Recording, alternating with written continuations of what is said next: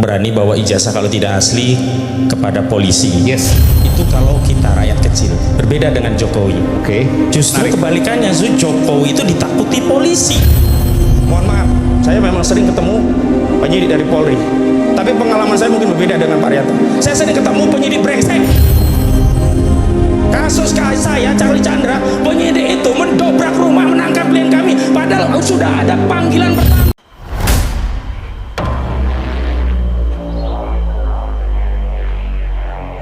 Dari Bung Aiman tadi yang menyatakan bahwa asumsinya gak mungkin dong orang berani bawa ijazah kalau tidak asli kepada polisi. Yes. Itu kalau kita rakyat kecil. Berbeda dengan Jokowi. Oke. Justru kebalikannya, Jokowi itu ditakuti polisi.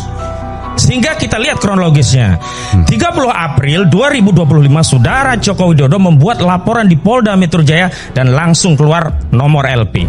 Sementara TPUA membuat laporan di Barreskrim Mabes Polri Desember 2024 tidak diterbitkan LP. Baru kemudian setelah ada proses di Polda Metro Jaya, baru kemudian ditindaklanjuti. Itu bukan diterbitkan LP, hanya tindak lanjut Dumas kepada laporan informasi yang pada 6 Mei 2025 salah satu klien kami Saudara Rizal Fadilah dipanggil, diambil keterangan dalam kerangka klarifikasi terkait Dumas. Sekali lagi, Dumas, bukan Pro Justisia berdasarkan LP. Ini bukti bahwa polisi lebih takut kepada Saudara Joko Widodo sehingga menindaklanjuti dengan cepat, sementara laporan dari TPUA tidak ditindaklanjuti. Itu clear. Menindaklanjuti dengan cepat. Jadi laporannya gimana? Supaya laporan Saudara Joko Widodo 30 April langsung diterbitkan LP. Oke. 2025. Laporan TPUA Desember 2024 tidak kunjung diterbitkan nomor LP, hanya diarsip di Dumas. Baru setelah bergulir di Polda Metro Jaya, laporan Saudara Jokowi yang di Barreskrim tiba-tiba ditindaklanjuti dengan klaim bahwa ini sudah 90%, tinggal 10%. Seolah-olah ujungnya itu hanya pada dites laboratorium forensik. Nanti Pak Arianto akan jawab, tapi itu yang pertama. Saya lanjutkan dulu. Baik. Silakan. Selanjutnya, saya juga ingin mengkritik kinerja institusi Polri. Klien kami diperiksa ada yang dari jam 10 pagi sampai jam 11 malam. Bukan 2 jam, 10 pagi 11 malam. Kami tanya, ini kan aduan. Aduan itu delik yang sifatnya hanya bisa dijalankan kalau ada orang yang merasa tercemar. Ada beberapa yang dipertanyakan. Pertama, terlapornya siapa? Tidak dijawab oleh institusi Polda Metro Jaya. Sementara klien kami harus memberikan keterangan tentang sebuah peristiwa yang kalau terlapornya itu salah satunya adalah keluarga, tentu klien kami bisa menolak karena ini sama saja menjerumuskan keluarga, apalagi kalau terlapornya klien kami. Nah itu. Nah kalau saya mau pakai nalarnya Pak Arianto, itu terlapor apa itu? Saya kurang jelas ya. Yang dikatakan terlapornya itu siapa, dalam LP atau Dumas yang mana itu? Terlapor tuh di LP Polda Metro Jaya yang disebutkan oleh Kabid Humas Polda Metro Jaya. Itu sudah muncul inisial. Tetapi begitu ditanya dalam proses pemeriksaan tidak diketahui, masih dalam penyelidikan. Saya lanjutkan. Selanjutnya, klien kami mencoba mempersoalkan melalui kami surat resmi ke Polda Metro Jaya. Kan Pak Jokowi, Saudara Joko Widodo berulang kali menyatakan, saya merasa dihina sehina-hinanya, saya merasa direndahkan serendah-rendahnya karena jasa saya dituduh palsu. Artinya apa? Dia menyatakan ini orang mencemarkan.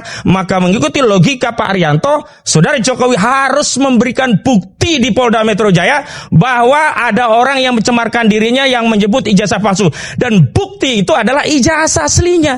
Sehingga ijazah asli itu harusnya disita di Polda Metro Jaya, bukan malah mengantarkan ke Barreskrim. Yang ketiga, ini kan delik aduan. Kami sudah protes. Kalau delik aduan itu terkait pasal 310 KUHP, 311 KUHP, 27A Undang-Undang ITE relevan. Kenapa? Karena ini delik yang sifatnya pencemaran dan penyerangan kehormatan melalui ITE. Tapi tiba-tiba diselundupkan pasal 35, 32. Lah kami pertanyakan apa masalahnya? 35, pasal 35 itu memasukkan dokumen yang tidak otentik seolah-olah otentik, atau sebaliknya dokumen tanpa izin, sehingga ini ancaman pidananya berapa?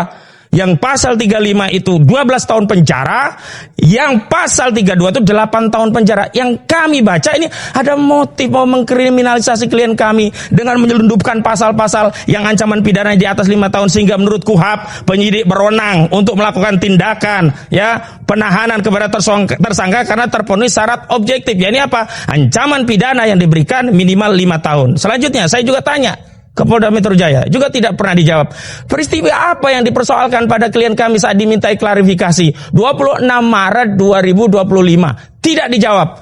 Padahal terperiksa yang harusnya lebih diberi penjelasan. Tapi setelah kami diperiksa, khususnya setelah Pak Roy dan Dr. Tifa, baru Kabid Humas Polda Metro Jaya menyatakan peristiwa itu ada di Karet daerah Jakarta Selatan, yang saat itu Pak Jokowi katanya melihat sejumlah video yang dia tidak berkenan, dianggap itu pencemaran, lalu koordinasi dengan sejumlah pengacara maka ditemukan 24 video. Kenapa itu tidak disampaikan kepada klien kami saat pemeriksaan? Dan kenapa pula peristiwa yang dipersoalkan adalah peristiwa Jokowi melihat video, bukan peristiwa klien kami dalam video-video yang dianggap pencemaran atau fitnah. Selanjutnya, kami, Masya Allah, ada klien kami Egy Sujana sakit, mengajukan alasan sakit, undangan korupsi tidak bisa, tetap saja diundang. Ini mohon maaf, ini namanya proses penegakan hukum atau mengancam rakyat, mengkriminalisasi rakyat. Kalau mau fair, adu argumentasi apakah ini asli atau tidak, oke, fokus kepada persoalan pencemaran dan fitnah 310 KUHP, 311 KUHP, termasuk 27A KUHP, Undang-Undang ITE. Itu pun sudah kami protes. Pasal 27A Undang-Undang ITE yang terbaru, Undang-Undang Nomor 1 Tahun 2024, ini merupakan perubahan kedua terhadap Undang-Undang ITE 19/2016, perubahan ke-1 dari Undang-Undang Nomor 11 2008.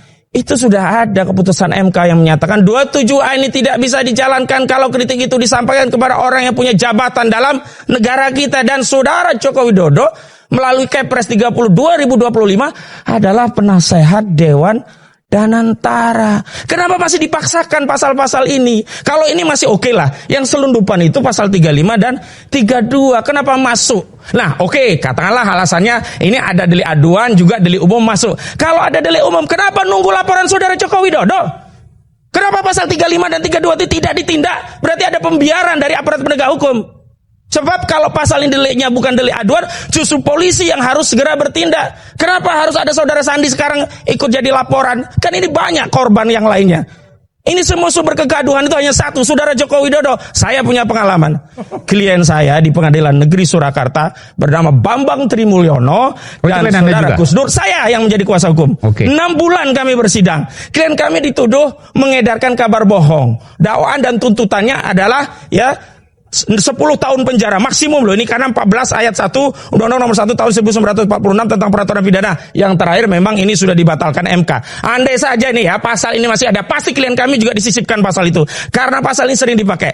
Tapi pertanyaannya adalah begini, logikanya, ada orang dituduh mengedarkan kabar bohong, ijazah palsu. Tentu jaksa berkewajiban dong membuktikan bahwa ijazah itu asli. Tapi 6 bulan perjalanan sidang, ijazah ini nggak pernah ada.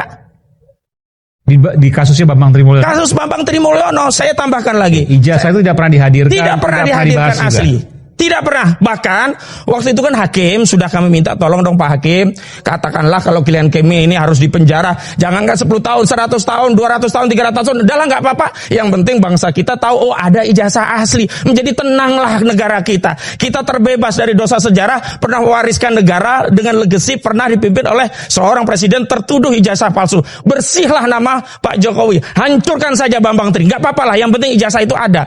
Ternyata tidak ada juga. Tidak ada. Makanya klaim-klaim yang menyatakan itu kan sudah dibuktikan melalui pengadilan, orang itu kan sudah dipenjara. Memang dipenjara, tapi bukan karena dibuktikan sudah ada ijazah asli. Jadi Bambang Tri itu dipenjara yang pertama kali menyuarakan soal ijazah Pak Jokowi, bukan dipenjara karena ijazah. Bukan, karena dianggap mengedarkan kabar bohong. Harusnya ijazah asli yang benar itu dibuktikan. Cara praktis untuk membuktikan itu kan hadirkan ijazah aslinya. Saya justru khawatir, ini satu analisa saya. Mohon maaf, saya memang sering ketemu penyidik dari Polri. Tapi pengalaman saya mungkin berbeda dengan Pak Rianto. Saya sering ketemu penyidik brengsek. Kasus saya, Charlie Chandra, penyidik itu mendobrak rumah menangkap klien kami. Padahal sudah ada panggilan pertama. Ini harusnya.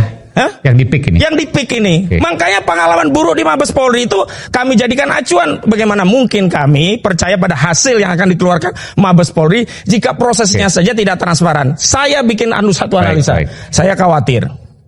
Proses yang Mabes Polri itu sebenarnya adalah proses untuk melegitimasi Oke, bahwa baik. ijazah saudara Jokowi asli dan kemudian dihentikan di Mabes Polri. Selanjutnya itu menjadi bukti untuk menjerat klien kami di Polda Metro Jaya. Padahal ijazah itu harusnya disita di Polda Metro Jaya. Baik. Ini yang nggak fair. Anda sudah sebutkan. Oke, baik. Apa yang kemudian Anda sampaikan, intinya ada kejanggalan dalam penyidikan. Oh, tidak ini. sekedar kejanggalan. Ada proses yang secara sistematis mengkriminalisasi klien kami.